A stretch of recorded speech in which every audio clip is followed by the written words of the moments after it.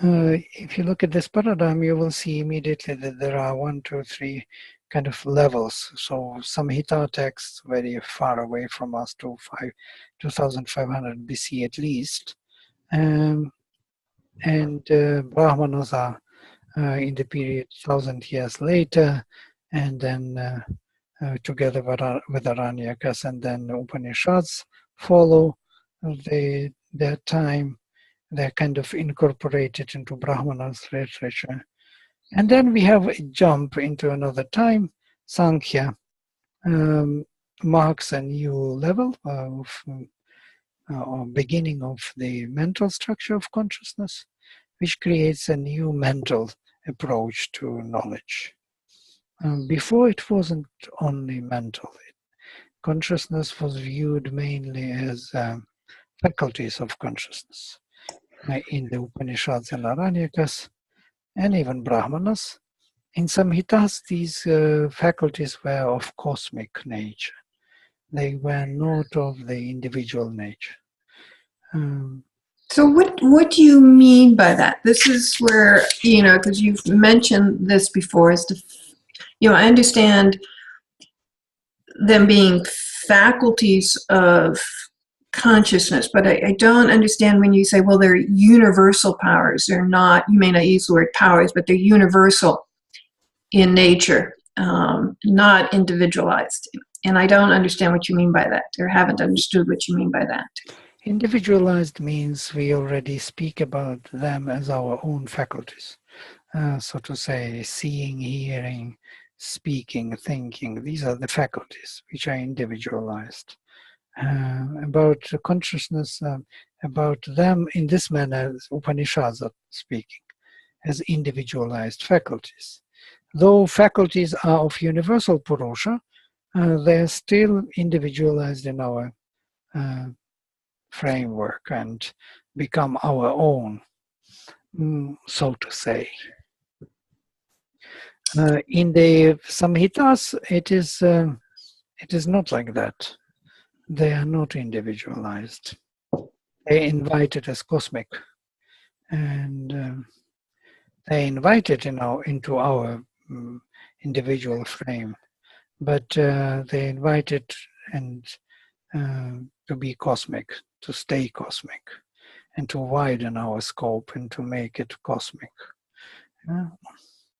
But what does that see? I don't get that. How is sight a cosmic faculty? Right. The sight is when it is cosmic, it's Surya Devata, Aditya.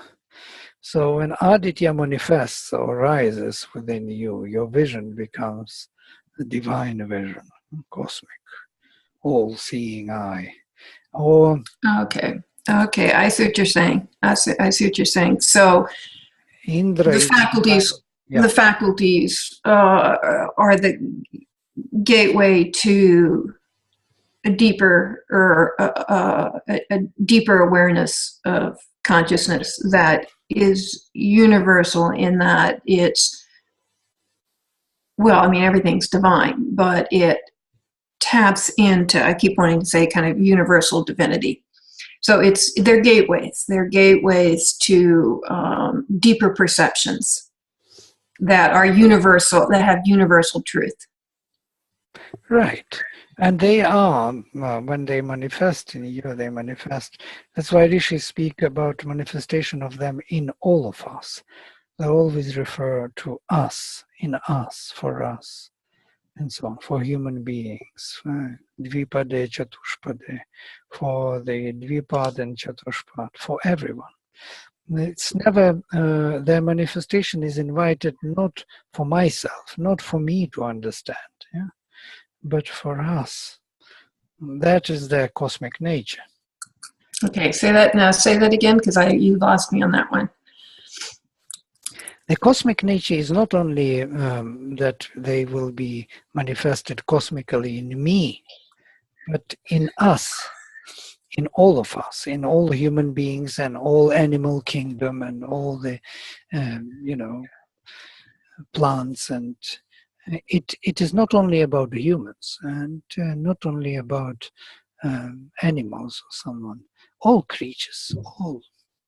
So when these faculties, universal faculties of the divine, sight and hearing, so to say, and mind are invited, they are doing the work for all of us, not only for me. I am not interested. But they are us, right? I mean, there's, when you say they, I just think, well, it's us. It's language. It's they within us. Right, within us, within all of us. And that is their cosmic nature. Not within me, and not only me, and not within you. They are within me and you and everyone. And they invite in that manner. It is not the same in Upanishads anymore. They are not invited in that manner. They are invited to sharpen my sight, to deepen my understanding, and so on. There is an individual framework into which they are invited, and where they are working. In the Vedas, there is no such individual frame. Not yet formed, and that it becomes distinct or important. So this is coming back to the notion of the Vedas, or at least the Rig Veda, still speaking in terms of a group soul. Right. Group soul, or the whole nature. Or group consciousness, or It's not about even the soul. It's about, truly speaking, about the nature, rather. So the work is done by these devatas for nature. Nature as such, as one being. Yeah? For the nature, they invite these devatas, not for me. And for my soul, or his soul, or anybody's soul, it's less needed. They are already muktas. They are already free beings, rishis. They remember the origin of where they are coming from. And they are avatars. They don't need this work for themselves. They are coming for our nature, for our earth, to do it. That's why they invoke these powers in the cosmic sense. But were they aware of the nature of the individual soul? Sure, they were. Or had that not developed yet? I mean, was it? Yeah, but they discovered it in the heart, as they say themselves. So they were aware of it, but it wasn't their purpose or to deal with that, because to deal with individual self within, only individual can do, truly speaking. What they could do, they could invite these higher cosmic faculties of consciousness to act upon nature and to make this transformation possible. And the results would be all right then. So their purpose was the transformative practice of nature. Sacrifice. So this is the Shukracharya. Yeah, path. Shukracharya path. Yeah, that very first movement of the heat energy within nature had to be manifested. Right. And so when you look at the is it Gepsner? I probably am saying his word. When you what in his framework, although I think Aurobindo offers his own, but what period would this have been? According to Gepser, of course, it would be a magic structure of consciousness, of this, what we are talking about. It just seems more than that, huh? And what would Sri Aurobindo say? Because I know I've seen online, I don't know if it's his or other people's renditions of his, but he does sort of parallel evolution of society. No, but he looks from this yuga's point of view, yes, from this starting from the symbolic age and ending with subjective age in the human cycle. But and he compares them with yuga's psychological states, which is also very, very interestingly overlapping with Gebserian paradigm of structures. So you could take Gefsner's perspective and overlay it on I can. evolution. I can overlay that, and I can see a very, very similar. And not only Gebser, but we can take Mandukya Upanishad and see that these levels of consciousness are there. There is the innermost state, and the state without dream, the state with dream, and an awakened state, which corresponds to the mental structure of Gebserian paradigm. So we have these states of consciousness in which we live simultaneously, according to Mandukya Upanishad. So we have Turiya, Sushumna, and Svapna, and Jagarti. So we have four levels. Transcendental, this innermost, where we are in pure state of consciousness without dreams, state with dreams but not yet awakened, and finally awakened state of consciousness. Awakened means looking at the objective world as objective. That's what mental structure does. Here we have something more complex. It is, truly speaking, I said magic, but truly speaking, it's not magic. But that part of what I was talking was magic. Magic because it is about all nature. See, to me, and you said this before, the Rig Veda comes at the beginning of a Manvantara, and it is futuristic in that it holds the goals for mankind and humanity during that vast period. And so, to me, it's got to be integral. If it's a futuristic, if it's the end game of where we're going, it can't start at the magical. It's got to be the end game of where we're headed and what's possible for mankind. Yeah. And so, to me, I would say, well, the Rig Veda has got to have more of an integrated perspective, and we do see the two.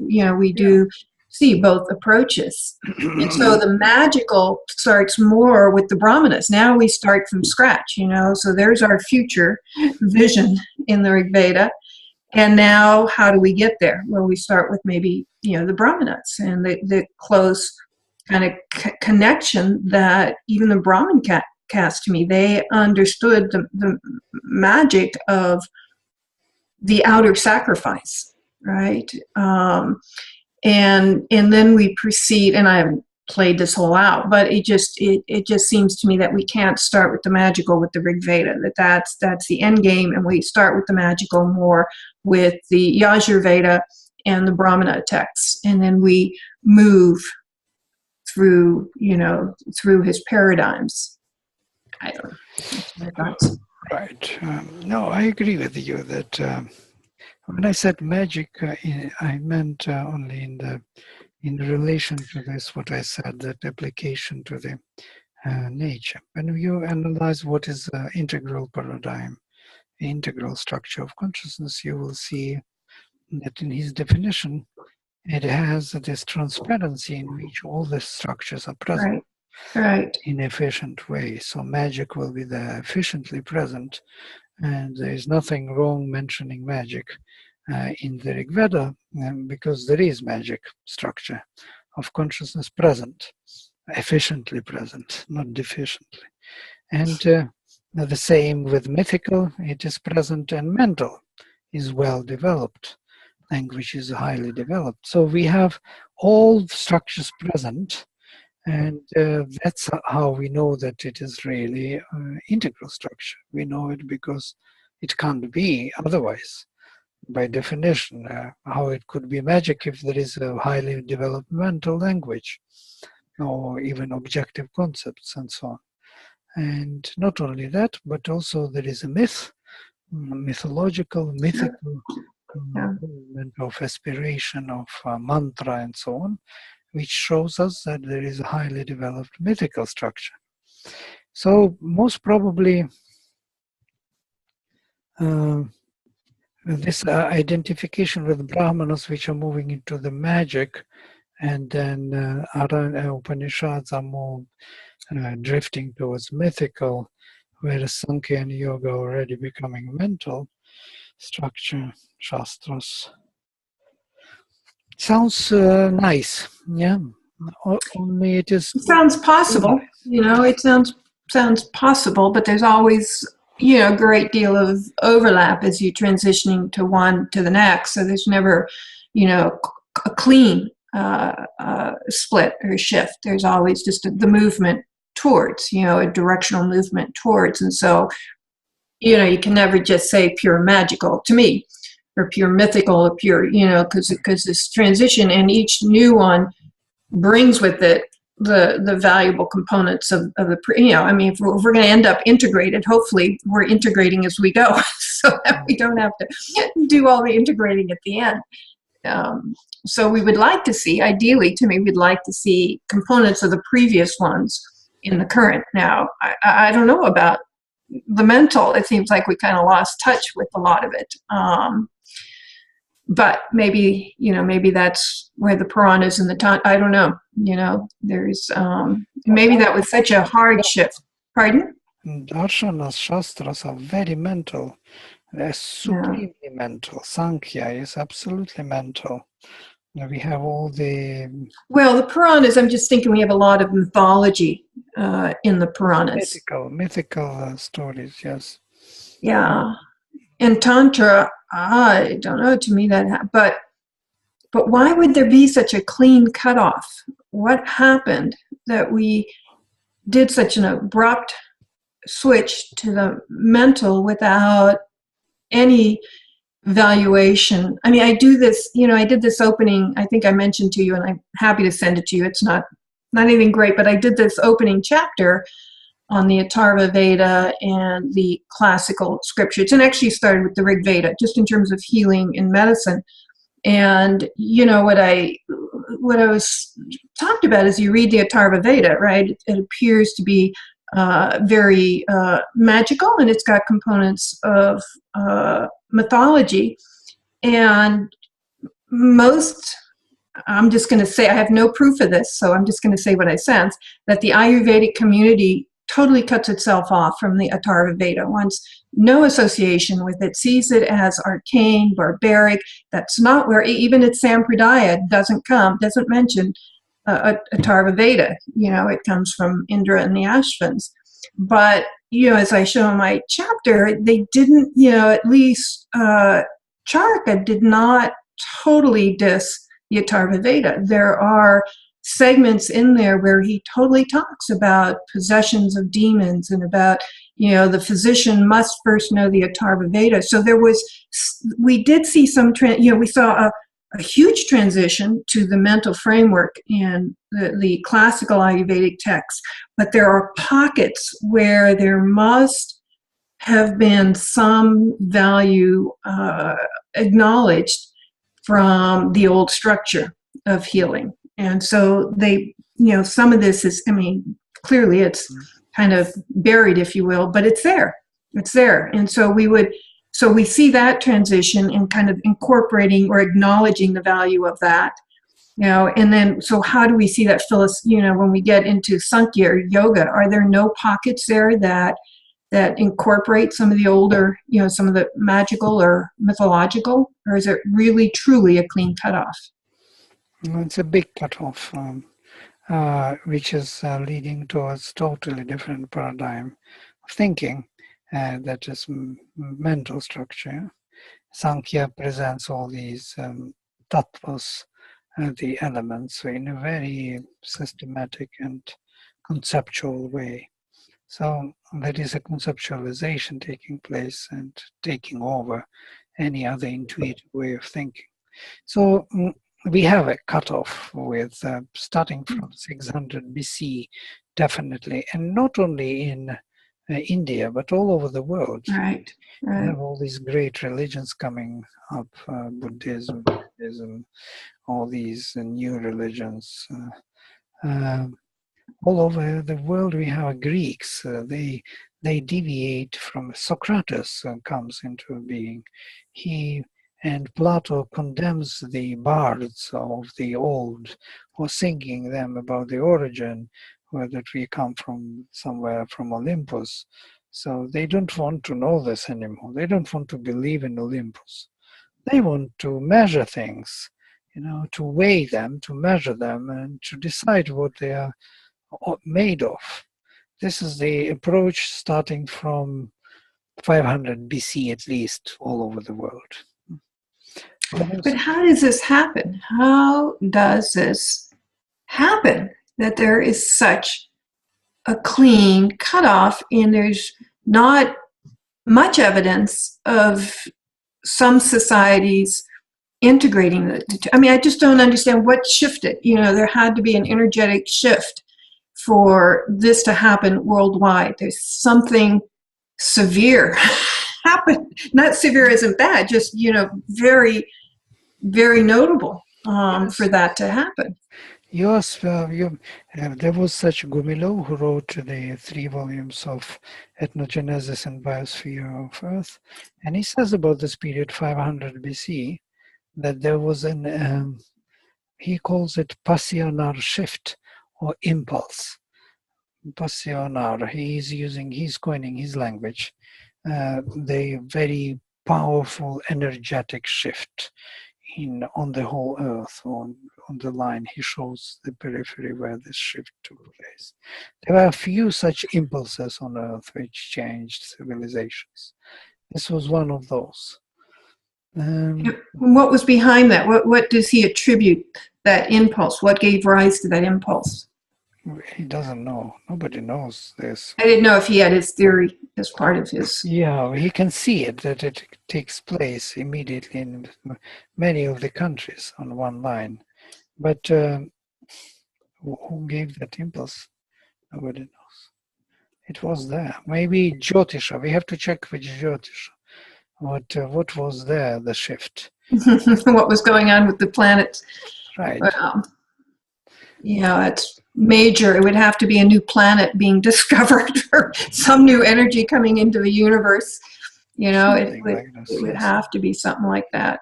Or a meteor hitting the Earth, creating new energetics here in the aura of the Earth.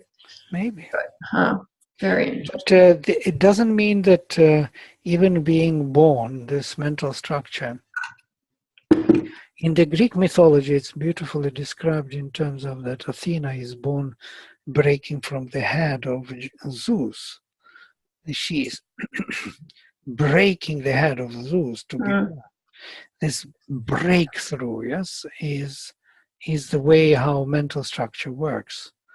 It has to break with the past. It has to get out of it. It has to redirect our attention towards the future, towards the objective world, and that's how the inner being, which was oriented only to the origin, now will look towards the future. So there is something very cryptic and occult is going on behind it. I do not know what it is, truly speaking. Never read in Sri Aurobindo explaining it or something. But there was a shift.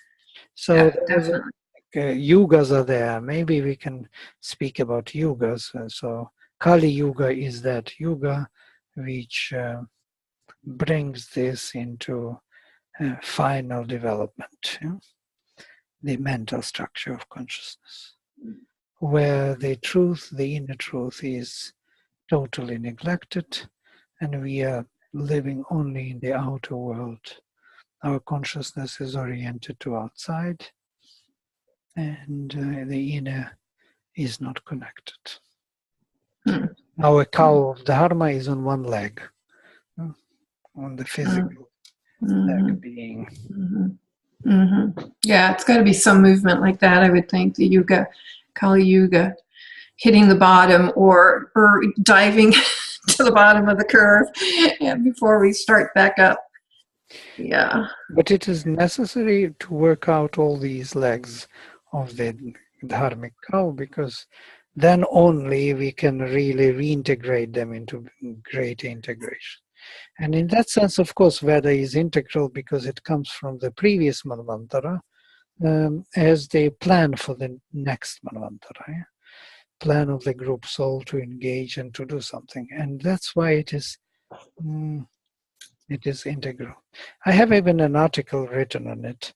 I'm analyzing the last hymn of the Rig Veda, where it is very distinctly visible. Yeah? There are three different actions. Samgachatvam, go together, come together first. Samvadadvam, speak together. Samvomanansi janatam, may your minds be together. So it's exactly this. Yeah? Magic, mythical, and mental structure. These three is the last hymn of the Rig Veda. And then there will be some shift.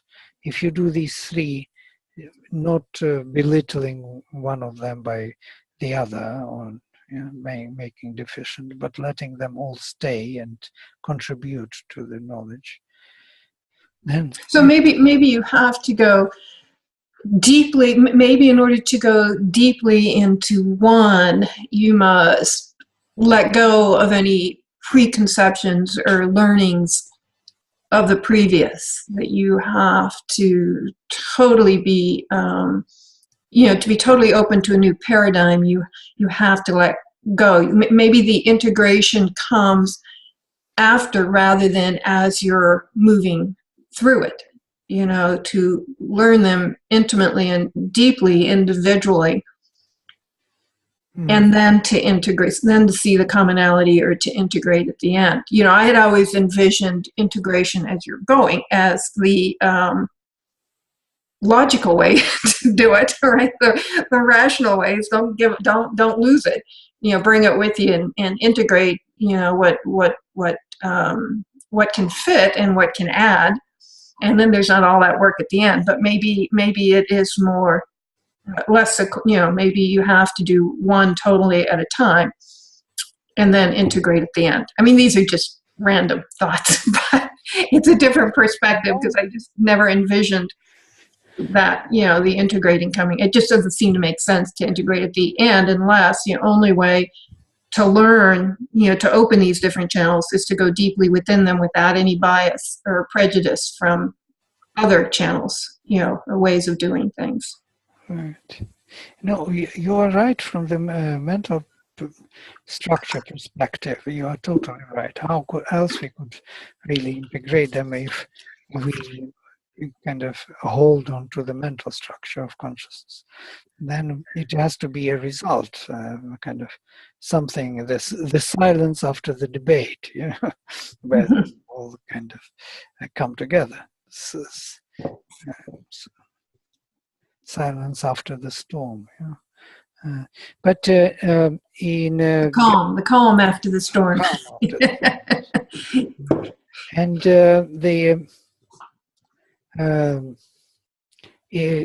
Gebser speaks about it a bit differently. He says that he mentions this term diaphaneity, yes, the transparency. It is through transparency that these structures will be efficiently available. So it's like mental structure is transparent, not thick to cover everything with its own approach, but becomes, transparent, and through it you can see the mythical and magic. And these are also transparent enough to see the mental, that mental sharpness of the mind which works out all the details in the outer shape of creation and the objective sense of living. And at the same time, we have a deeper connection and also oneness of magic structure, which are not contradictory anymore. They are becoming efficient within this way of thinking. I think we already are looking for it intensely by studying the Veda. And these things appear once in a while. And when they are exercised, this kind of integral structure, we feel the real opening and meaningful, breakthrough. Otherwise, to explain everything by the mind, it's nothing. So if you, I'm absolutely kind of taken aback from any mental explanation, especially when it is correct. Correct mental explanation is the worst.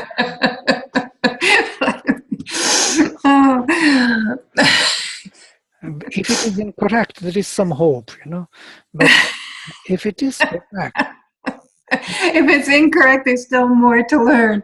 There's still more there. If it's correct, you shut the door. Right. Correct means nothing. It's just forgotten immediately in the moment. But since it has only practical aims, this mental structure, how to build, how to earn money, how to do things in matter, or that matter would respond and would kind of integrate our consciousness, then of course it is useful and very necessary element of consciousness, but not the whole thing. Not the whole thing. Right. But even Sankhya yoga didn't say it's the whole thing. It's the whole ball of wax. I mean, right? I mean, do it. They just introduced manas as a synthesizer of indriyas. They deprived indriyas from being faculties of consciousness and made them faculties of the mind, of the sense mind, and that was enough. From there we can clearly see the mental structure emerging, where mind, the only faculty, the sixth sense, can be trusted. He is the boss. The mind is the boss. And that is the mental rational structure. It is not by the eye that you see, it is by the mind that you see. See, mind took place of consciousness. But what in the Upanishads, were they still universal faculties? No, they are already becoming individualized. Yeah, they're still mentioned as universal, especially in certain Upanishads, as Kena, Indra, Agni, and Vayu are mentioned there, even to have a link to those cosmic faculties. But truly speaking, Upanishads are already completely on our side. They're in our mind frame. They speak about faculties of consciousness, but not yet with domination of the sense mind. Sense mind is one of the faculties. And that was the transition. That's what I wanted you to see, that you will see the difference between Sankhya and Upanishads. And that would give you a sense what is mental structure and what is not mental structure, but that pre-mental structure, where mind is one of the faculties. If you can imagine such a thing, that all the faculties we have, sight, hearing, these are great faculties of hearing and sight. We hear not only outside, we hear also inside and see inside. Yeah? We don't look only outside, we look inside. We see inside images and the innermost light, seeing of the light, perceiving of other self, or ourselves, is seeing faculty, of direct evidence of the truth faculty.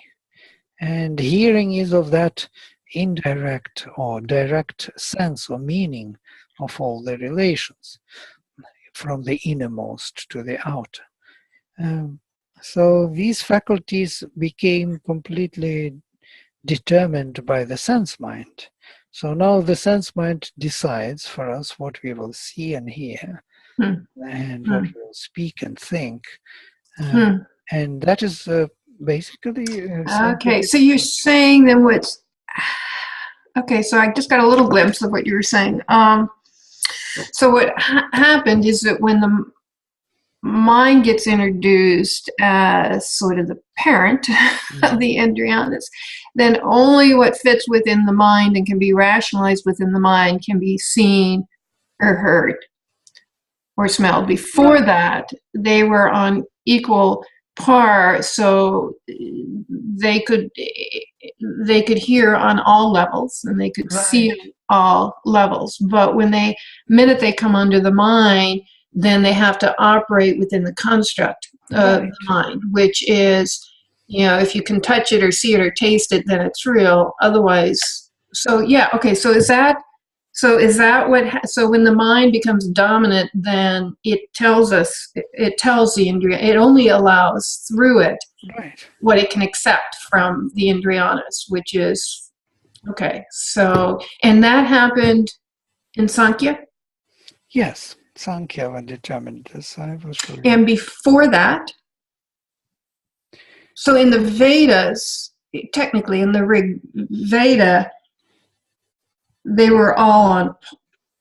They all had equal access in their own way to consciousness.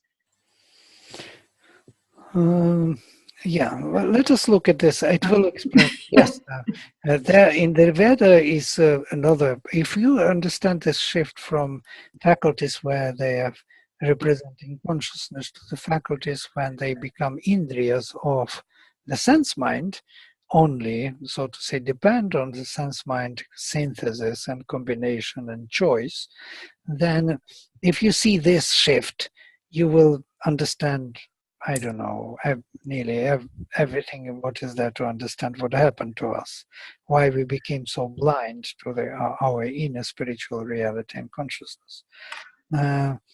And why Upanishads are still operating within the old paradigm could really do it and express it so vividly to us today, but that we read and we say how they could speak so clear and the presence of, because they are living in the different paradigm. But before Vedic, we will come to it. Can I just mention something that just came to me? So when when we read the Rig Veda and I think about, wow, this is, and actually you've said this before, not this part, but the second part I'm going to, is that, I think, wow, they cognize this. And I envision these rishis sitting there and this cognition, this knowledge, this understanding coming through. But it wasn't that. They weren't cognizing, they were living it. They were in it in the moment. You see what I'm saying? There was no division. There was no something coming from somewhere. All their senses were tapped into it and living it in different, in different ways. Each rishi in a different way. But is that this idea then of each channel being each Indriyana being Indriya being a channel for consciousness? It's not even a channel. At some point it just is. It's a faculty of consciousness. There are faculties of consciousness, as you know, from the Purusha, of sight, of hearing, of all these, mind and word. These are the faculties by which consciousness operates. If these faculties are not there, there is no way to describe or to have consciousness available in this manifestation. So if we remove all these faculties of seeing, hearing, speaking, thinking, touching, being in the body, so we would not have consciousness. It will withdraw. Right, but are they, I guess my question is, are they faculties? They are faculties. Or are they consciousness? They are faculties of consciousness. Without them, there is no consciousness. With them, there is consciousness operating in this world. Otherwise, these faculties in the higher sense would be known differently.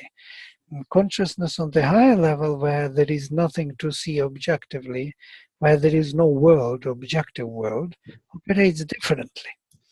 And these faculties will be called differently. And we will look into it if you want. We will see how on the higher level these sight, hearing are seen differently. There is no more seeing in the same sense. But there is a prajnana, the faculty which we use objectively, self as such. Or there is no hearing, but there is vijnana, which comprehends all the relations of all the selves and their possible activities upon each other. And this comprehension is hearing. But it is on the higher level of consciousness, where there is no world manifested. But when there is world manifested, these faculties, they're still present, but they also manifest these sight, hearing, speaking, thinking activities of consciousness within the being. And that is interesting. There is a correspondence from the higher to the lower, and on the physical level, they manifest our organs, yeah, the eyes, ears. Suddenly we have physical ear, physical eye, physical smell, sense, and touch, skin, which receives, perceives. So we have all the faculties manifested in the physical body. And we are talking now, and this faculty of speech is flying over the ocean through the waves, and this sight, the image of light, is flying over the ocean to you, and I see you and hear you. And what is happening here? It's a miracle. We are not even thinking. It is. Absolutely is. It's unbelievable. Yeah. And this is operation of consciousness and nothing else. There is no physical operation, though there is a physical carrier. There is a physical mouth. There are physical ears. But everything comes from within and goes within, like waves to the surface and to the within. All the time reaching to the surface and within. And these faculties are doing it. And they were doing it freely, without mind censoring them, kind of. There was no censorship of the mind. But now we have the censorship sitting all the time, whether it is objective, whether it is scientific, whether it is feasible. So let me ask you something. Before then, this mind, so it's like, these faculties had their own life, their own breath, their own life force. And so before they came under the mind, they're all operating in this free flow, in and out, giving and receiving way. When that happens, is information or consciousness is being experienced on multiple levels. Is there an integrating force, or is it just being experienced in different ways? You see what I'm saying? Well, they represent universal Purusha. Universal Purusha is integrating force. But the inner eye will see differently than what the inner ear will see, right? Than what the inner word. They're different faculties. And so it's all coming in and going out in different ways, right? Being perceived and experienced in different ways according to the faculty. No? Right. Yeah. So what integrates it? What before this mind was here? I mean, the mind's doing a lousy job of integrating, but it's trying to do that. What was integrating what the eye was seeing and what the inner ear was hearing, or was it just like this total experience that was happening? No, there is something which is holding them together, and that is what we call consciousness, yeah, or Brahman, or there is something behind all of these faculties which holds them together. So this is the paradigm, which is the scheme of the 6 faculties of how they are described in Upanishads. Yeah, so we have Annam Pranam Chakshu Shrotram Mano Vacham Iti. So we have these 5 major faculties: Annam, Pranam, Chakshu, Shrotram, Mano, Vacham Iti. And this is the quotation from Taittiriya Upanishad Bhrigu. When Bhrigu, that very Bhrigu, that ancient rishi who discovered the fire within the nature, that Shukracharya's father, so to say, or ancestor, because he is called Bhargava. He is from the Bhrigu lineage, Shukracharya. So he asked his ancient Varuna, father. Varuna is his father, notice, the divine being, vastness. And he answered to him this, what is Brahman? And he answered to him these 6 faculties. These 6 faculties is Brahman. So when we look at these 6 faculties, what we see is very interesting. We can see that we have to have, on one side, we have hearing and speech. Shrotram is hearing, Vak is speech, yes? So to say, we have active and perceptive faculty, the same faculty. If hearing is perceptive, I become passive to perceive, then speaking is active. I vibrate that space, and by vibrating it, I articulate words, and then I vibrate the space. I speak speech. So speech is active, hearing is perceptive. Seeing is perceptive, but if it would be active seeing, it will be imagining, yes? Or it will be thinking. So thinking, thought, is nothing but active seeing, not perceptive seeing. If you start thinking about this, you will see that there are... Yeah, that one's not quite as clear as the hearing and the speaking, but I'm working with it. Yeah, unfortunately, I told you I would have to wait for your answer.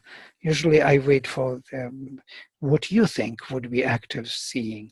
Just tell me what active seeing could be. Oh, well, I was just doing a comparison and just saying, whoa, I don't see quite, well, I mean, so hearing is the bringing in, and speaking is the projecting forward. Right. So seeing is bringing the outer environment in.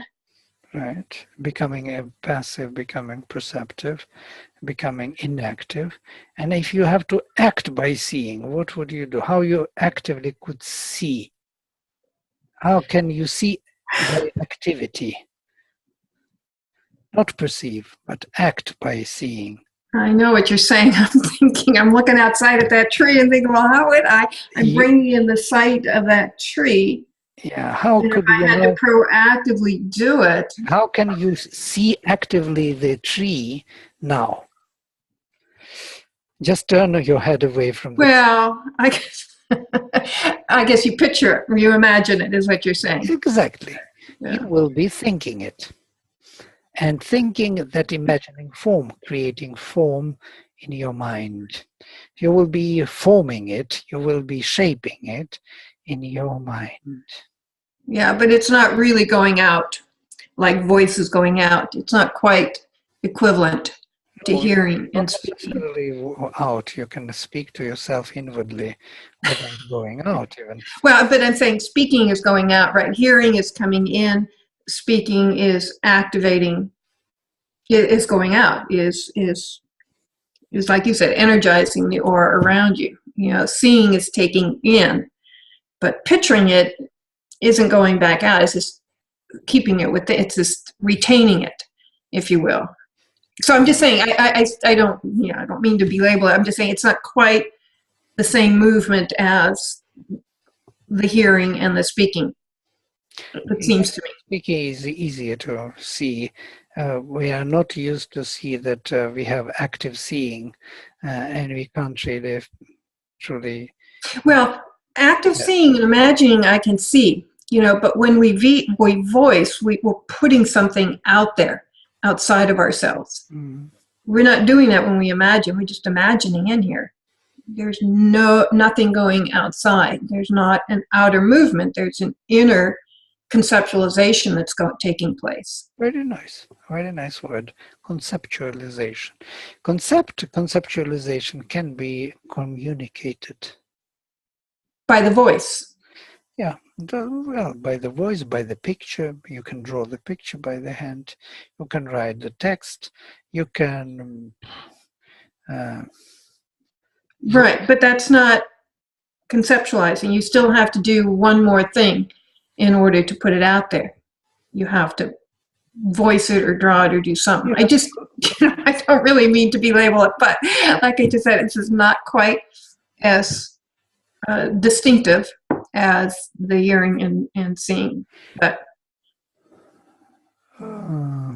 I have to shift my conception of what you're saying so I can allow it to fit in. You see what I'm saying? I mean, it's pretty, it's, if you look at it really in a logical way, yes. It's not quite there. So I'm missing some connection, but I see the direction you're going in. Right. We will pick up this thing again, because there will be an explanation to this why even now we can see that one is dealing with the name and other with the form. Form on the left side, and on the right side the name. Yeah. So the form and the name. Mm-hmm. Yeah, I get that. Okay. So we have a form, and we have something which explains this form. If you see this form, you will see something, and then you will understand that it is. That I get. Yeah, that makes sense. The form to communicate without the name is very difficult, and if you wanted to the imagination to be communicative, it would be very difficult to make. You need to find a way to do it, and the speech, of course, is the best communicator because it's communicating the meaning of it. So the meaning stays with the name, whereas the form stays by itself. The left side, manas and chakshuk, is apprehensive. That means it is apprehending things, not in a modern sense, but in the older sense of language. Apprehending means cognizing, but not understanding. So to say, cognizing the availability of the self, the thing. The thing is here, you can see it. But what it is, to understand, you need a name. You need an explanation how this thing relates to other things, which you don't see. We don't see what it does. We don't see, but we have to know it through something, through this name, which is comprehensive. So the right part is a comprehensive activity, whereas the left part is apprehensive, stating availability of the self. And the stating of availability, if you will be actively engaged to communicate the self, you will need a comprehensive activity of consciousness, which will allow you to explain the meaning of it and to come to it in the imagination. Unless you are drawing, of course. But this is an interesting part. And the middle part is Vayu, Prana, and Annam, breathing in and breathing out, or breathing in and matter, breathing life force into matter, making it animated matter, spiritualized matter, with the spirit inside. So, and it is said that Vayu Prana is Brahman, which embodies itself in material manifestation with the help of these four faculties, these very faculties, Manah and Vak, Chakshuk and Shrotram. And these four are mentioned as Brahma Chatushpat, Brahman on four legs. It is by these four, seeing and hearing, active and perceptive, that mind, that Brahman is entering this manifestation. By name and form, it is said, he comes down. Here, there is much to think. It's a beautiful. Yes. There is much to think. Absolutely. But it is logically all connected, and you will find. But what is interesting here, that these six faculties of consciousness, representing consciousness itself, are present on every level of the being. On the physical level, they are all present. Annam will be our physical body, embodied, so material body. Shrotram will be embodied in the physical sense of ear, speech in the faculty of our tongue and the apparatus of speech, manas in the sense of the heart, as they say, soma is within the heart, chakshus in the sense of the eye, vayu is breath, breathing in and breathing out, so to say, living being. So when we have all these 6 on one level, then we have them on the pranic level, on the vital level, on the mental level, on the supramental level, all of them. And it's kind of interesting to try to find them out on all these levels. What would be the seeing on the mental level, or vital, or physical, or supramental? Supramental will be drishti, as a revelation of the truth, direct evidence, when you see the divine.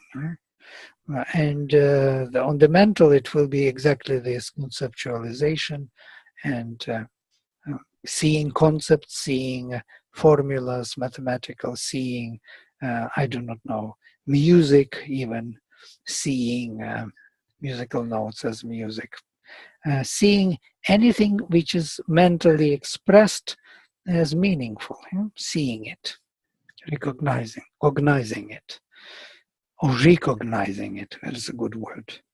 And the manas will be conceptualizing it, making it actively conceptual, making it actively forming it into a particular shape and form on the mental level. On the vital level also. On the vital level there is sight and formation. On the physical also sight and formation. So I just saw how that manas now is active. It's the active form of it, because we are forming something. So there is an activity that's taking place rather than just an observation. I'm just returning to my little hang up I had earlier to say you just said something that put it together for me. So. Right. If you analyze longer, you will see that it is meaningful. Even this, and what I wanted to say with these, Sri Aurobindo describes it beautifully. He speaks about physical mind, a vital mind, a mental mind, and all other levels of mind beyond, higher mind, intuitive, and so on, or illumined, intuitive, overmind, supramental overmind, and supermind. So mind, till the physical, and physical also has mind, physical mind. In the cells, mind of cells, within the body, there are structures which have to be created, conceptualized, made to work together. There is this line of activity of shaping shapes everywhere of the self. This is mind. If you take hearing or seeing, for example, seeing will be the same. With the highest revelation, you will have a sight on the mental side, you will have intuitive sight, you will have of a higher mind sight, or you will have sight on every level, vital and physically also we see through our organs. The same with the hearing. There will be shruti, inspiration, the kind of understanding of all things, how they relate on the supramental level, vijnana. And then there will be hearing of the silence, in the vastness of the overmind, intuitive, and so on, up to the hearing of the physical. Speech, pravak, the supreme speech, the supreme intention, and pashyantivak, the intuitive flesh which gives us movement. Then we have madhyamavak, forming into the language intention, and vaikhari, speaking out. So we will have everywhere. And the same with bodies. There are selves. There is vijnanamaya purusha, supramental self, manomaya purusha, the mental self, selves, this is annam. And there is annamaya purusha, the material self, this body, this physical body. So you see that all of them were kind of graded on all the levels of consciousness simultaneously, not dependent on one mind who will decide what they have to do. They were pervading the whole cosmic hierarchy of consciousness. And so this is Vedanta paradigm. And so not only could you go down as we did, but you could go across, and consciousness would be experienced, the same level of consciousness is being taken in the different ways, whether it's through the sight or the hearing or the mind or the body. So my question is, this may seem stupid, but so when that happens, all faculties are open and receiving on the same level at the same time. It's a single integrated experience that's happening, right? Question mark. It's always something single and with dominance of something. Sometimes we see and not listen. Sometimes Right. we listen and not see. And dominance will always take some place. And in this sense, it is this manifested world in time and space. There is a focus on one thing in a particular way and not focusing on everything in every way. Yeah. So to say, in our outer consciousness, but in the inner, there is always attending to everything simultaneously. So the inner consciousness attends to every movement everywhere, notices, attends to everything what is happening, even if we are on our surface are not aware. But surface becomes selective and focusing on a particular way in a particular manner. And so, I see what you're saying. So it just is the order, the way of consciousness, or the way of the universe, that inner experience that happens. It just inner has completely and totally and constant, comprehensive, all perceiving consciousness. And then we okay, and then because that maybe because that's too much to handle, we have to parse it and take it. Okay, I'm going to have to go, and I'm sure you do too. But this is like a partial opening to the very big topic for me. We'll come back to it and see what Vedic paradigm is.